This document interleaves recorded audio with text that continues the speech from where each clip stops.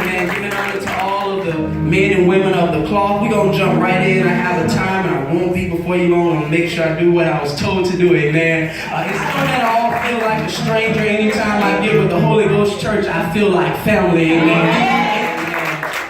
Again, that's Mark chapter 5, verse 8. And it's simple. It says, "Blessed are the pure in heart, for they shall see God." Amen. Amen. In today's society, I've been speaking about this message that I'm sharing with you all tonight, all month long. In today's society, we are big on your feelings. We are big on whatever you feel. Go with what you want to go with. And a lot of times in the our older brothers and sisters in Christ, they like to say, "This generation done got out of control. They doing what they want to do. We didn't do that." But back in the day, they had an old song around the 60s and 70s say, "It's your thing. Do what you want to do." All throughout history, there have been songs, there have been words that went forth that let you know this your body. Do whatever you want to do with your body. You only live once. YOLO. Who's ever heard of YOLO? You only live once. There's only one life to live. But how many know, like my grandmother used to tell me, "Baby, I'm living this life just to live again." And everything that I'm doing right now, every choice that I make right now, it will dictate my future. Amen. In today's society has pumped us up to a place to believe that our emotions really matter. It has pumped us up to a place to believe that whatever we feel is what we should go with. How many people have Facebook in the house? I have Facebook, and I enjoy using Facebook. However, I always say Facebook is one of the most dangerous places for an immature mind in Christ. I'm going to say that again.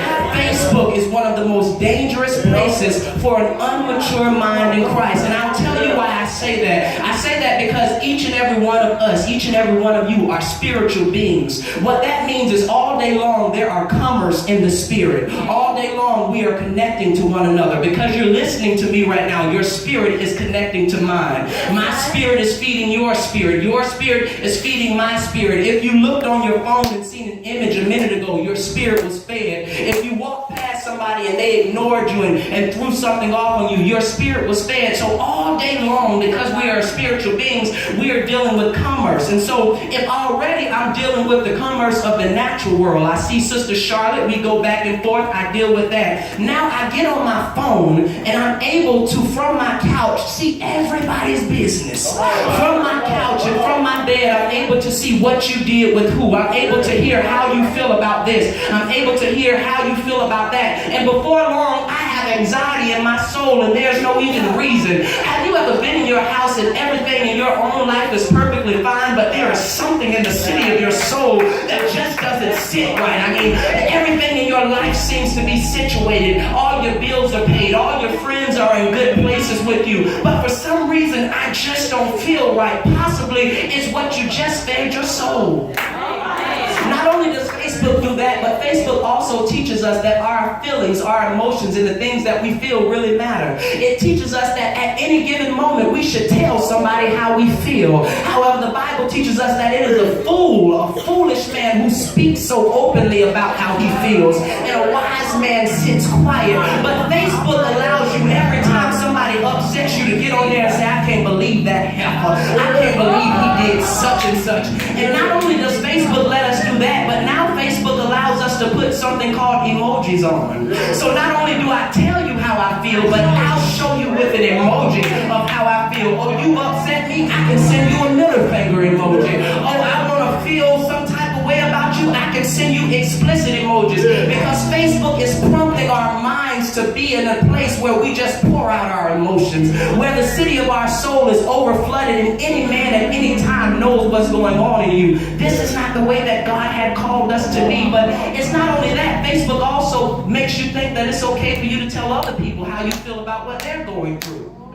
We used to be able to just like it, but now I can give you a frowny face, girl, I don't like that. I can give you a heart, oh, I love that. I can give you a crying face, that made me sad. And in essence, what it is doing, it is training our minds to be in a place of flesh. It's training our minds to be in a place of flesh. One of the worst advice that you could ever give to a person, and I received this advice all through my life. I'm only 26. I graduated less than 10 years ago. And on my graduation day, I remember so many people saying, "Follow your heart." Well, I tell you on today, do not follow your heart. Don't follow your heart. Don't follow your heart. Don't follow your heart. Don't follow your heart. Don't follow your heart. Don't follow your heart. Why do you say don't follow your heart, navigated preacher? Well, I tell you why I say don't follow your heart, because the Bible teaches us that our heart is deceitful among all things. I want y'all to follow me. The Bible says that your heart, not the actual pumping vessel in your body, but your heart, your spiritual heart, the center of your soul, it is deceitful. Yes, yes. Because the heart is only speaking on what it wants at the time. So you seen her and ooh, baby was on fleek, so now that's what I want. Oh, you seen him and ooh, he looked real good, so now that's what I want. And so our hearts, if we follow it, will lead us into destruction. If we follow our hearts, it will lead us into destruction. However, the Bible tells us in Ezekiel 36 and 26, God speaks to the people and said, a new heart also will I give you, and a new spirit will I put within you. And I will take away the stony heart of flesh, and I will give you a heart of flesh. I'll take away the stony heart that was of the old man. Let me break this down to you as quickly as possible. When we are born, we inherit every sin that our mother and father never resolved. I know we don't like talking about mama in the black church, but if mama never resolved alcoholism, you don't know why I never had a drink, but I want to drink so bad. If daddy never resolved him being a closeted man, and now I don't know why I have these attractions towards men. If my mother and my father never fixed it before, the boat continues to fall. And so in essence, you don't understand why I'm having these dreams. Why is my first dream about sexual immorality so wicked? Why is my first dream about things that I'm desiring, something that I've never been exposed to? It's because the Bible says that we are born in sin and shaped in iniquity. We are shaped in the iniquity of our forefathers. So if that's the case, why then would you tell us to guard our hearts? Why would you tell me to guard this wicked heart, this heart of my father, this heart of my mother? Is there anybody in the room that can say, I'm dealing with some things that I know I didn't bring this on myself? I'm dealing with some things that I know I didn't put my hand in that. I don't know how this case got here. I'm dealing with some things I know I didn't go that place, so I don't know how I dealt with this. But there's a young man in the Bible who he had an issue with the way he walked, and David came and got him, and he brought him from a place called Lodabar. And the man who came from Lodabar couldn't walk really well. But the truth of the matter was, his deformity and the way that he walked was not caused by him. But the Bible says that somebody dropped him. The Bible says that someone dropped him when he was just an infant. Has anybody ever been dropped by somebody? Have you ever been dropped? Drop doesn't physically mean drop, but drop could mean when your mother allowed your uncle to watch you, you found those books under uncle's bed. Uncle dropped you, baby. When you were watched by your big brother and sister, you smelled weed for the first time. They dropped you. When you were in a certain atmosphere and you were exposed to negative activity, you were being dropped in the spirit. And because you were dropped, now you walk with a limp. But because you were dropped, now I'm deformed. Because I'm dropped, I'm a boy and I like boys. But because I was dropped, I'm a girl and I think girls are cute.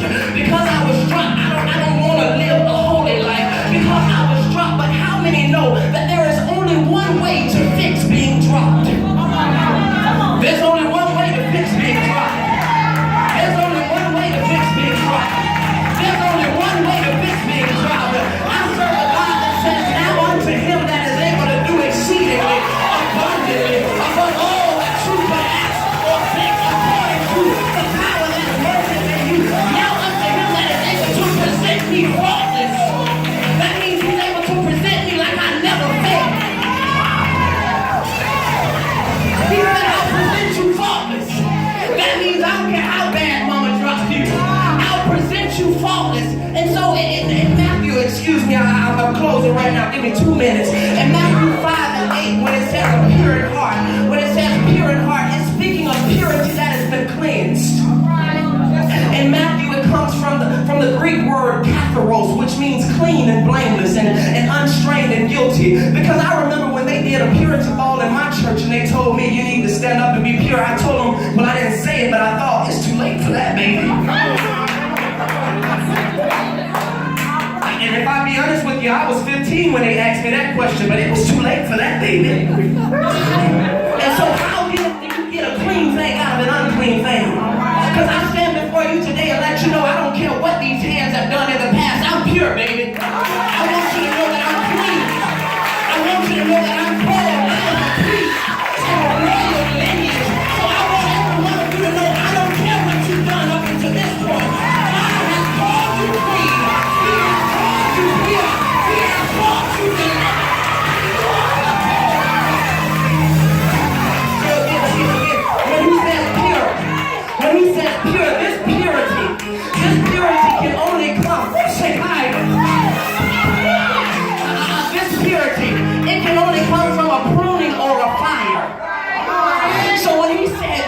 are them that are pure in heart, for they shall see God.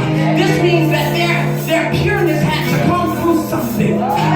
Your pureness will come through great trials. Your pureness will come through great tribulation. When God stands before you and you look like him, baby, there'll be a lot of tears you cried. There'll be a lot of friends you lost. There'll be a lot of relationships destroyed. But through great pruning and fire, you will be made whole. I leave you with this. That fire. What then is that fire? Somebody shout it out. What's the fire? What's the fire? What's the fire? I think she got, what's the fire? The Holy Ghost.